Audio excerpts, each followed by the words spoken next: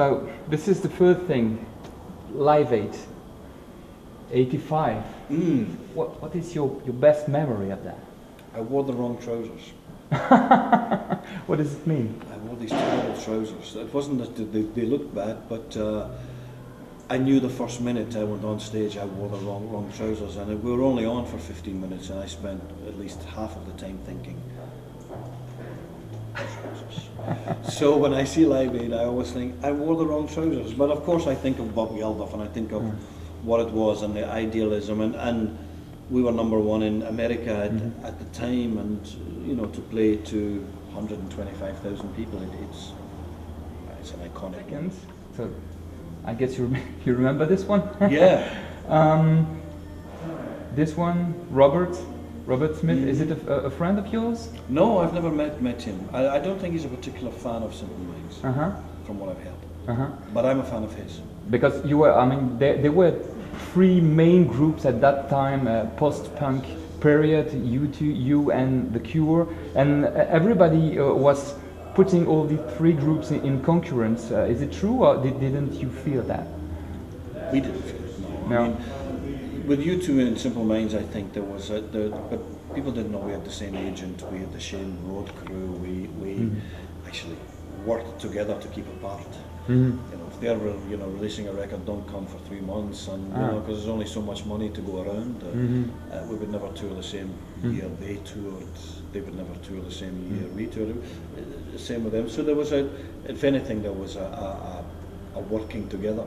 Okay. This one? Silly. Film about Scotland made in Ireland, pretending to be Scotland.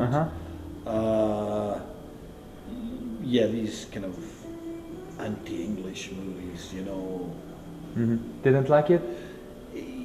It's a cartoon. You know, it was a cartoon. It was. I think people loved it as a slice of entertainment. But has he been at a tennis match? I don't know. But still, you are Scottish. So what is your feeling about your country? Are you really defending Scotland as a real Scotsman, or? No, Scotland doesn't need me to defend it. It's there's many lovely aspects of it, but our roots are Irish, and we live in Scotland, and so we're Irish, we're Scots, our government's in London. We don't know what we are. But my son's English, my girlfriend's whatever, you know. My borough, my Scotland, I'm a mayor of Glasgow Rock, of course I am. Stadium of Wembley.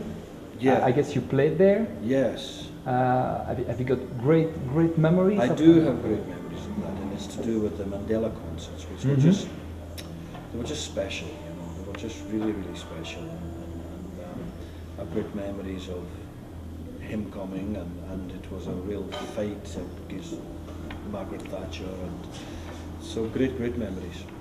Precisely, you were talking about Nelson Mandela. There you go. Yeah. Did you have any conversation with him during? I mean, when he came? Yes, but you know, only as in the kind of, he's a joker, and he was, oh yeah, Scotland. What is the salmon fishing like? You know, I want to go salmon fishing. Yeah, okay, it's great. Were you impressed when you? I love you. Come on, hero. No hint of bitterness. A real intelligent man, a lawyer, but also a street fighter. Likes the ladies. Chrissy? Fantastic. Fantastic. One of the greats. You know, great singer. Great mother. Great mouth. Nice. Okay. Freddie? Funny, why did you pick Freddie? I guess because you got Wembley together. You know, you played in Wembley together. Yeah. I know that he was very. He liked really Wembley as well. So. Wow. We were staying in Amsterdam, and we were staying in Amsterdam, but we were playing in Rotterdam, and they were staying in Amsterdam and living and playing in Amsterdam. So we were in the same hotel, and I left to go to work in the elevator, and the elevator door opened, and there was Freddie with his security guy, and he was dressed in a dressing gown. And he said to me, "Oh, young man, you're playing tonight." And I said, "Yes." And he said, "Break a leg." It was a real theatrical, a real shame, a shame, you know, the young guy died. Great entertainer, great singer. Night of the Proms, great memories as well? Well, you know, who's here? I guess Alan Parsons is there. Alan Parsons is there. He's a funny guy. Yeah, I mean, we have this thing in Belgium that we couldn't do anywhere else. Simple Minds. I don't know why we couldn't do it anywhere else, and whether it's, you know, festivals that we did or the big moments, the Torrid Verters or whatever. But there's always been something about something going on with us in Belgium. I really like this. I think if you're stepping outside this, if you're an entertainer, and some people wouldn't like the thought of that, but if you're an entertainer, you should be able to do it in a club, you should be able to do it in a bar, you should be able to do it with an orchestra, you should just be able to do it.